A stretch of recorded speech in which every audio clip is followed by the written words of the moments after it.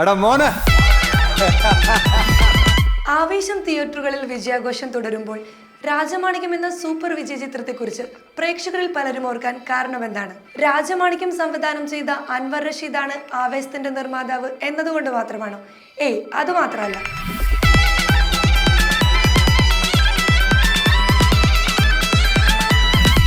രാജമാണിക്യവും ആവേശത്തിലെ രംഗണ്ണനും തമ്മിൽ ലുക്കിൽ തന്നെ ഒരു സാമ്യമുണ്ട്. കഴുത്തിൽ നിറയെ സ്വർണ്ണമാലകൾ അണിയുന്നവരാണ് രണ്ടുപേരും.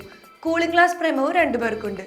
രാജമാണിക്യം കൂളിംഗ് ഗ്ലാസ് വയ്ക്കുന്നത് തന്റെ പോരായ്മകൾ മറയ്ക്കാനാണെങ്കിൽ രംഗണ്ണൻ കൂളിംഗ് ഗ്ലാസ് വയ്ക്കുന്നത് തന്റെ സങ്കടങ്ങൾ മറ്റുള്ളവർ കാണാതിരിക്കാനാണ്.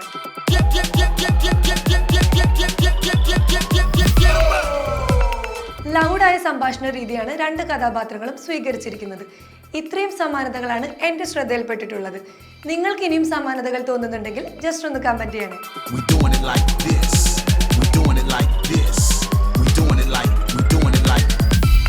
രാജമാണിക്യവും ആവേശവും തമ്മിൽ ഇത്തരം രസകരമായ സാമ്യതകൾ മാത്രമേ ഉള്ളൂ. കഥയിലോ മേക്കിങ്ങിലോ ഈ ചിത്രങ്ങൾ തമ്മിൽ ഒരു സാമ്യവുമില്ല. രണ്ട് ചിത്രങ്ങളും രണ്ട് റേഞ്ചിൽ നിൽക്കുന്ന ചിത്രങ്ങളാണ്.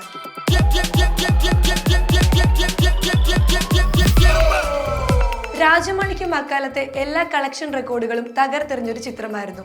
മമ്മൂട്ടിയിൽ നിന്നും അത്തരമൊരു പെർഫോമൻസ് നമ്മൾ ആരും അതുവരെ കണ്ടിരുന്നില്ല. രാജമാണിക്യമായി നിറഞ്ഞാടുകയായിരുന്നു മമ്മൂട്ടി. യാതൊരു ഇൻഹിബിഷൻസും ഇല്ലാതെ തന്റെ കഥാപാത്രമായി അഴിഞ്ഞാടുകയായിരുന്നു മമ്മൂട്ടി. രാജമാണിക്യത്തിനു വേണ്ടി മമ്മൂട്ടി സ്വീകരിച്ച ആ അഭിനയ രീതി വർക്കാവുമോ എന്ന് ഷൂട്ടിംഗ് സമയത്ത് തനിക്ക് സംശയമുണ്ടായിരുന്നുവെന്ന് മമ്മൂട്ടിയോടൊപ്പം ആ സിനിമയിൽ അഭിനയിച്ച റഹ്മാൻ ഈ അടുത്തൊരു ഇന്റർവ്യൂവിൽ പറഞ്ഞിരുന്നു. പക്ഷെ മമ്മൂട്ടിയുടെ കാൽക്കുലേഷൻ കറക്റ്റ് ആയിരുന്നു എന്ന് രാജമാണിക്യത്തിന്റെ വൻ വിജയം തെളിയിച്ചു.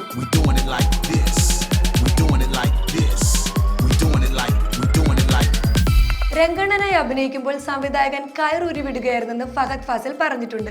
അതുകൊണ്ടാണ് ഈ കഥാപാത്രത്തിന് ഇത്രയധികം കയ്യടി കിട്ടാൻ കാരണമായത്. അപ്പോൾ ആവേശം എല്ലാവരും തിയേറ്ററിൽ പോയി തന്നെ കാണണം. ആവേശത്തിന്റെ ഫുൾ എനർജി ലെവൽ തിയേറ്റർ കാഴ്ചയിൽ മാത്രമേ കിട്ടൂ. എടാ മോനെ.